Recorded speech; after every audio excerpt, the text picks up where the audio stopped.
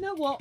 I'm really just fed up with all of this downbeat talk about Ferrari. Can we just stop to give credit to the other guy for at least a moment? Because even though Charles Leclerc is not scoring as many points as he probably would like, it's still going to be a standout season for him if this keeps going, even though admittedly Lewis's story is only just beginning. First of all, this isn't about saying one driver is fundamentally better than the other. It's about recognizing who, right now, is adapting faster to the tools Ferrari have given them. At this point, if you are a Ferrari fan, I'm pretty sure you are familiar with what's going on right now and how things are looking kinda gloomy once more. I was a Ferrari fan back in the day, and I am still a well-wisher to this day. Lewis Hamilton's ongoing adjustment period. Public struggles, quieter weekends, negative language. That's not what the Tifosi needs right now. It also doesn't need an increasingly corporate influence disrupting the long-standing separation between Ferrari's racing and road divisions, which Enzo Ferrari himself established back in the 1960s. I just want to make this absolutely clear. At not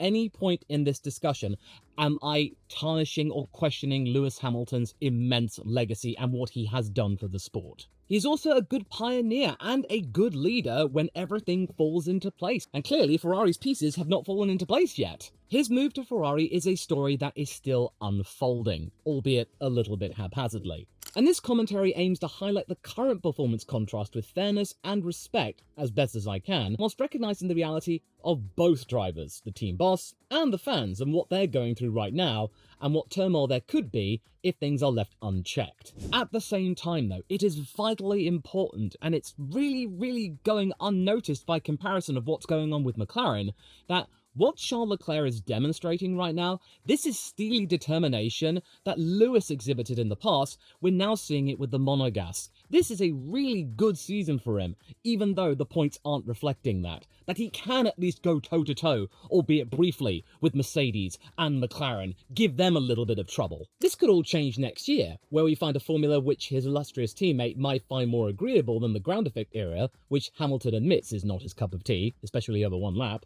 But it does prove, though, that Charles has adapted once again. And you know what? It really stems back to that whole situation with corporate meddling, that I just felt that this situation was really different to the lot that Ferrari found themselves in when they brought in greats like Schumacher. Schumacher led the rediscovery of their past glories, Ferrari. He was brought in to turn the team around, a beacon. At a time when Alesi and Berger had done all they could to drag Ferrari into some state of competition, but simply could not work with the technical shortcomings and persistence with that really glorious sounding but also cumbersome V12 formula. And it really does lend to the historic reputation of Ferrari really dragging their heels when it comes to innovations, because when you look back to the 70s, when teams were adjusting how they build cars and where they put certain things, Ferrari just stuck to what they knew and kept going with steel tubing. But Schumacher and friends, they were a guiding light. They shone for years, and we've seen glimmers from Alonso and Vettel, and despite no title to his name, Leclerc himself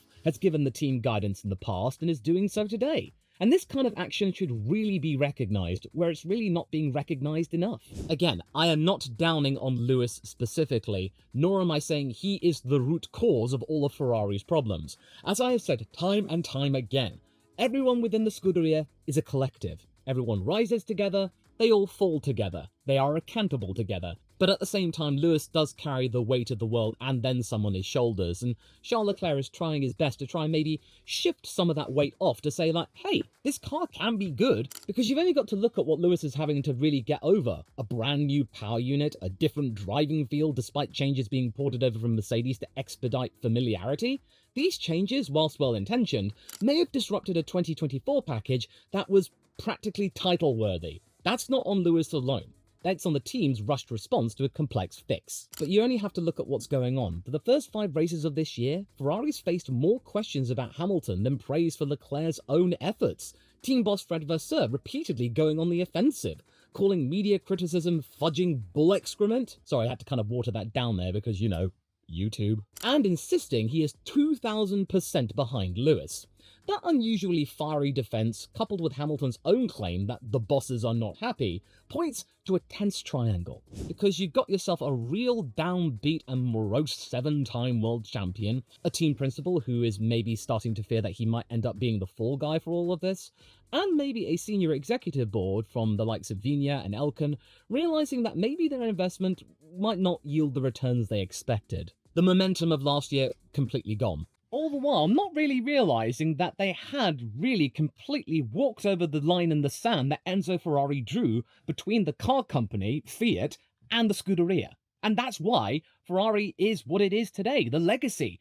A car brand that does not need conventional advertisement, they just need to go racing and people get the point, and posters on their wall. Meanwhile, Leclerc's performances echo his 2019 and 20 form, consistently outpacing his teammate through execution rather than headlines. China showed though that Hamilton does have it, sharp, strategic and confident, but in Saudi and Bahrain, it was Leclerc who rebounded, showing he too can dig deep when it counts. And it also proved that there was something in the tank for Lewis, something to chase after, that there was just potential. I understand that some of Lewis's supporters are calling for patience and for calm, and that is absolutely perfectly valid. I mean, after all, Lewis does have a huge mountain to climb because he's been a bastion for Mercedes power ever since he was a young boy. It's like how Daniel Ricciardo made the leap from Renault power to Mercedes power because he had long admired the power unit's capabilities during their dominant era, and then found the change so jarring, at times soul-crushing for him,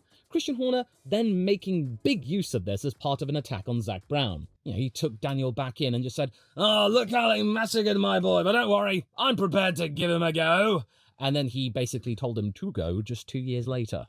So much for that then. You just massacred him again. But okay, back to Charles. Whilst Fred Vasseur has been swatting away the media frantically to give his 7-time world champion some breathing space, Leclerc has been getting on with doing what he can for the team, which he holds incredibly dear, despite the years of lost opportunities. Because you really just have to remember that Ferrari loves him and he loves Ferrari. He is defined by this company, by this unit, the Scuderia. He's long strived for this, he's got there, he's not going anywhere anytime soon, unless things really tank, but they haven't done yet. Because you rarely hear calls from the Tifosi for Charles Leclerc to be sacked, you're more likely to hear the Tifosi saying, "Please Charles, don't go, we still believe in you, do not forsake us." So devoted to a racer that they are prepared to wait as long as necessary for him to have a chance at a title. Because not even Michael Schumacher was afforded that, because as I was watching his documentary on Netflix, it's actually a really good one, there were calls by the time of 1999-2000 of maybe thinking that Michael may not have been up for the job in bringing home a driver's title since Jody Scheckter did it in 1979. But the persistence of Leclerc has paid off. They've managed to secure a Grand Prix podium, somewhat helped by Hamilton in his scrap with Norris, where the McLaren driver did lose a few seconds, so that did help, so you've got to really give that credit. Yeah, good, okay, they're finally on the Grand Prix dais, 1 time, to McLaren's 8 times. Yeah, they're still workshopping that. And it's my personal belief that the Monégasque is doing everything he can, not to turn the screw maybe on Lewis Hamilton, even though, you know, Lewis's presence alone is a cause for concern if the actual things shift, because there are reports saying that, oh, Ferrari is hanging on Lewis's every word. No, he is doing his best to drag the team somewhere where they can get back into the top 3, which in my opinion is the bare minimum for a team such as Ferrari. To see Ferrari not in the top 3 in the constructors, that's just wrong. Yeah, okay, I can understand that maybe some of you in the comments are just saying, "Oh my god, you're just glazing Charles Leclerc. You are being so anti-Lewis. You hate Lewis. How dare you?" And no, stop. This is a reality here, that Charles Leclerc is bringing the team some sense of direction. You're seeing this in the results, the consistency. It is right there. I am not trying to change the narrative. The narrative is already there right in front of you. I'm just trying to give Charles some credit here, because you've only got to look to those headlines and Ferrari's having to deal with some kind of tug of war between embarrassment and potential in them. Vasseur is saying the team does have the ingredients and they should be allowed to cook. Yes, this is an actual Reuters quote, and yeah, he did say it that way. And yet, he would then go on to admit in the same article from Reuters that Ferrari are still a few tenths off of McLaren and Mercedes are slightly ahead, so they've still got some cooking to do. But with all of these comments that Fred has been making, it's a real mixed bag as to where the team is right now. Because you look at what Fred is saying, and he's trying to call for calm, understanding, patience, whilst also dropping expletives regarding, oh, Fred said this, Fred said that. It comes across as trying to diffuse the situation and the concerns regarding Lewis, which are genuine and it's something to discuss in some way, as mere sensationalism. Fred right now is looking like a man who's trying to put out a fire with a bucket of water in one hand and a blowtorch in the other. And ironically, then just showing that there is tension around Maranello at the moment, that what's going on. Oh, and Leclerc supporters? Oh, they're going to read between the lines with this one. While the team's scrambling for a solution to Lewis's situation, the Monégasque is maximising the SF25's fickle window. Second row starts, a surprise podium in Saudi, and a 16-point cushion over his superstar teammate, whom,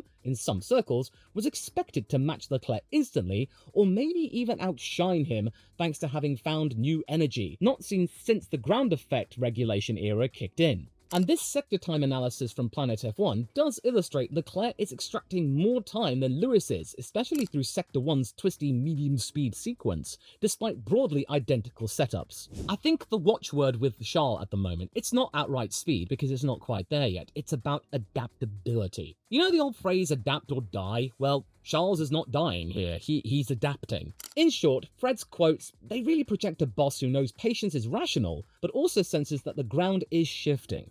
I think the passion would go down well in Italy though, because they want their leaders to have fires in their bellies.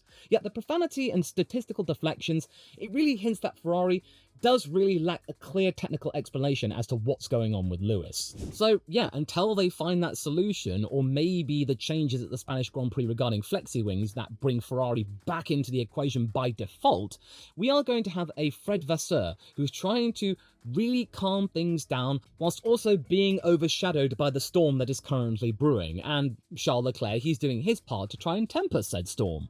With him, the tone shifts from defense to affirmation. After his podium, Vasseur noted Leclerc ran with the leaders for a good while, also setting fastest laps before Norris took the accolade away from him, and then passed a usually quick Russell. In the same breath, he used Leclerc's weekend as showing that there was potential within the car, urging the team to do a better job collectively. And this piece from GP Blog, he just rates Leclerc's pace as simply amazing. So this is what he says right here. Ahem. Yeah, he did a very strong race. The pace was amazing, and he was even able to fight with Max and Russell. It's probably a bit of a shame if you consider the loss of downforce that we had all over the race and the lack of balance, but it is like it is, and it's encouraging for us. We have to take the positive of the weekend, that we scored good points all over the weekend, but it's a shame. I think Ferrari is doing their best to think thusly. That one driver is portrayed as a project in need of nurture after losing their way at Mercedes, whilst the other is proof that Ferrari already has something that works. The contrast underlines where the hope currently lies for the Tifosi. Leclerc's adaptability and racecraft, they're framed as the path forward, whereas Hamilton's slump is treated as a reputational fire the team must douse before it spreads. Which has the potential, because of the huge influence both drivers have on social media, if it's not kept in check or kept a close rein on, then those flames could easily be fanned, or put simply, either fan base is just simply not satisfied. And it really just stands to reason about my thinking that the corporate side of Ferrari meddled in the affairs of the race team, changing the evolutionary flow. Perhaps Elkann offered Hamilton an appealing vision for his F1 finale, one that remains unfulfilled after 5 races, and giving Leclerc more reason to believe in his own ability to indeed make Ferrari proud, just like how Lando Norris strives to make McLaren proud, both having the faith brought in by their respective teams from a very young age. It's a really mixed bag at the moment. But be that as it may, you really have to look at the situation that, in contrast to previous seasons, the start of 2025 for Ferrari could easily be described as jagged. Sure, it might be jaggedly trending upwards, but it's not the smooth curve that McLaren are having, or the, somewhat pedestrian but otherwise upward curve of Mercedes. I mean, Red Bull, something which the team's social media department has been capitalizing on tremendously ever since Lewis first arrived for his first formal day around Maranello. He and Charles are, as you can imagine, or indeed part of yourself, backed by hundreds of millions of fans who now see very different stories being played out on track.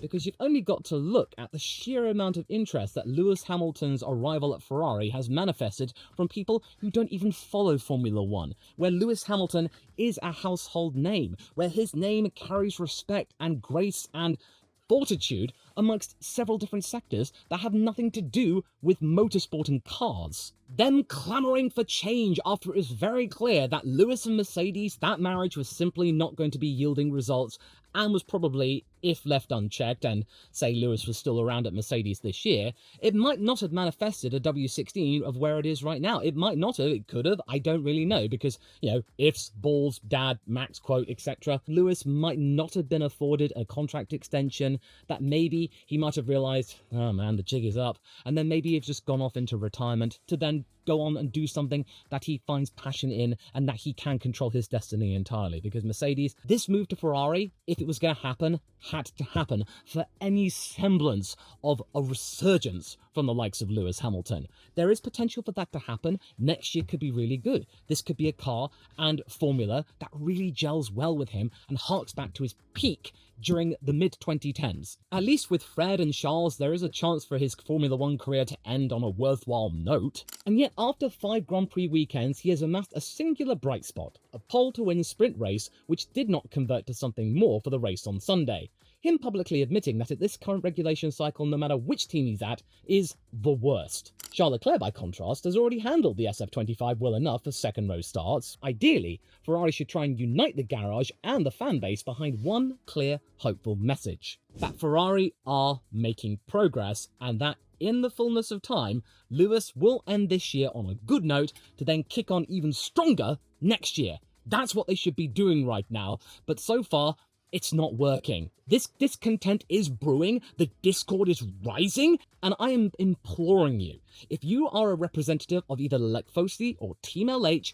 you must unite at this point, because trying to fight one another is not going to help Ferrari right now. But the sheer volume of Hamilton's celebrity status, it could understandably flood Ferrari's social channels beyond control, with all kinds of engagement whenever he has a difficult session. And then let's not forget what happened in China, where the narrative was taken out of Ferrari's hand and twisted in ways that I myself were completely bamboozled by, as were many of you who did not have access to F1 TV, or you were not a Sky Glass, or Sky Q customer. You know, the whole swap position situation. It not fully illustrating the main broadcast feed that the idea had been floated by Lewis himself, and it did cause Formula One to respond and produce the entire radio discussion, complete and unabridged. Yes, the team radio thing is a nice little addition and little bonus to have, but at the same time, it can paint a driver in a certain way if it's not used responsibly. So yeah, that was another drama that Fred Vasseur had to fight his case about and then get some sort of conclusion. At least that worked out for him.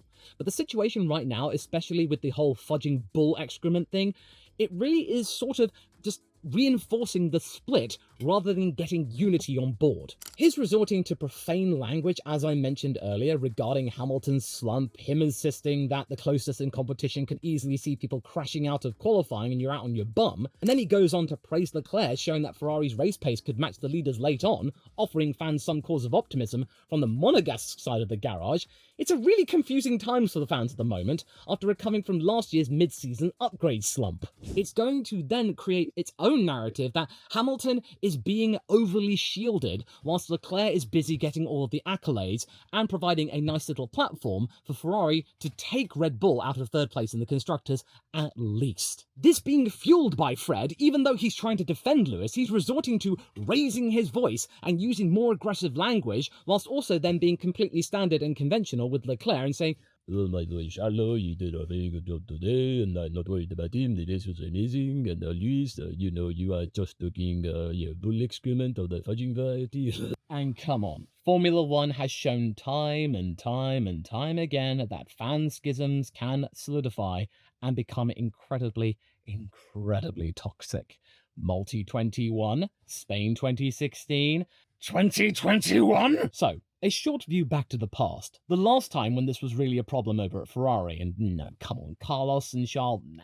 Back when Vettel versus Leclerc chronicled how the German supporters never really forgave Ferrari once the younger of the two took control without warning, then believing that Ferrari had lost faith in their countryman trying to emulate his own idol Michael Schumacher in bringing a title to Ferrari. Then there's the Mercedes 2016 situation, which saw Hamilton and Rosberg feud like nothing else, a warning of what happens when two huge online communities wage a season-long propaganda war, one which Toto Wolff suffered through considerably, and visibly showed discomfort and not willing to put up with it ever again, which is why Valtteri Bottas' calmer and more compliant presence, mixed with genuine pace, was welcome when he arrived, by him and Lewis. So if Lewis Hamilton doesn't kick on and Charles Leclerc goes on to get more podiums and heck even the first Grand Prix win of the season, then Fred Vasseur is probably going to have to spend the entire year managing himself between being the team boss and a stabilizer for everything else going on. For now, Ferrari are relying on two things: for Charles Leclerc to provide some stability and get some good results to keep him in the hunt for the top three, whilst Hamilton's global status is big enough to try and keep the engines humming. But if this situation persists, then things could easily sour. Charles and Lewis as men are doing their best to show that everything is hunky-dory between them, but there is a power play going on within the walls of Maranello that maybe Charles Leclerc felt aggrieved that all of the work he had been put under was being undermined, saying, "Oh, don't worry, Charles, we'll get Lewis to do that for you. You just do your own thing." And then Charles is going, "Okay, I'll do my own thing." And then that gets that exasperated, "Thank you, Brian." He's urging the team to keep pushing for the front, showing again he can bend the SF25 to his whim. He had laid the groundwork in Bahrain too, warning that rivals were quite a bit ahead. Again, the charts from the Corniche circuit show that Lewis was losing ground to Charles Leclerc, especially in the medium-speed corners. You got that radio message. I know the radio message thing is a little bit skeptical about, but this was an exchange where Lewis was asking how much is he behind in terms of Leclerc and the others. He gets a report from Adami, and then he just goes, "Jeez." The Times summed up this contrast quite neatly. Hamilton finishing the race uncomfortable from start to finish, while Leclerc's podium showcased what the car is capable of. The consistency also underpins morale before more upgrades come along to help compound the solid results of the Scuderia updates. And you've only got to look at the moments when Charles Leclerc himself was in a downward slump, when Hamilton flew up to the heavens and showed that there is potential in this car and he can find it if the setup is correct, because, well, they changed the setup for qualifying and then the race, and it was completely nothing like the pole position that he got in the sprint. He finished ahead of Lewis on the road before the double disqualification. And then from Bahrain, then to Jeddah, Leclerc, second row, and then staying within the top four. And then again in third place in the Saudi Arabian race. So there is progress being had here, Charles Leclerc really digging deep and giving Ferrari something to cheer about, albeit relatively small for what Ferrari expects. And not to mention in China, Charles was able to do this with front wing damage, the Leclerc special. But beyond those timing screens, Leclerc's performance gives traditional Tifosi something tangible to rally around, whilst Hamilton's massive global following digests every setback. The harder truth is that, for now, it is Charles who is delivering the moments those new fans expected to celebrate with Lewis. The clearest signs of progress are coming from the number 16, whilst the number 44 is still trying to find its groove, which it should be able to do in the fullness of time, but it's not happening nearly as fast as Lewis expected. Him thinking that Ferrari could provide him a car where he could get some sense of closure, that sure, the ground effect era was somewhere where he really sucked over one lap, but he could find something to get some catharsis, to go like, hey, it didn't work out that badly in the end. I managed to end it on a good note. I'm with a team that really respects me and wants me, and I can end my career on a good note. Even if it's not an 8th world title, at least I got to win in red. I feel bad for Lewis, I really do, because I wanted him to have a good end to his career. He deserves it, after all of the records that he has broken over the years, and maybe still breaking. It's just something I find really tragic, that he might have been inspired to make this move, because it did need to happen, or else he was going to retire, or end up just going around wearing a Mercedes cap, becoming the team's next Niki Lauda, which I'm pretty sure he would not want to be doing right now. He would rather be going off to do other things that pique his interest. But at least now with Ferrari, there's some hope that he can have some glory with this historic mark, be it on the track or off the track, with creating his own car. If he could retire from active competition in the sport knowing that there's a Ferrari out there with his name on it, that F44, he could go off with a smile. But right now, that smile's not existing at all. The language you're hearing, a brain transplant, the bosses are not happy, zero positives to be had. It's all downbeat. It's just depressing. It's bringing the mood down. And I don't blame him for feeling a little bit morose right now, but I can't imagine the Tifosi are really liking what they're hearing right now, that there's this disconnect going on with the Scuderia. It is up to Ferrari to dig deep and help him, but it's also up to Lewis to really just try and find something, to have faith in the project as the collective, that he's not alone in this, that the Ferrari has his back, and that they will defend him. They'll give him time, as we should give him time as well. But again, you also then have to look at what Leclerc is doing. That cannot be ignored. You cannot deny that. If Maranello can build on his feedback and match his ambition, the season might still hold promise for both of them. If not, Charles's resilience may remain the lone constant in another turbulent campaign, until next year offers Hamilton a more workable formula. So yeah, Ferrari's success is not going to be coming from one driver alone. It's about them trying to find Charles and Lewis' rhythm together. Another thing that proved effective was Max Verstappen being able to play the FIA at their own game. His comments measured while short, and yet still highlighting the governing body's less than great standing in the wider world. To find out why I think the Dutchman's display was really worth musing over and yapping over for a long time, watch this video next, straight after this one.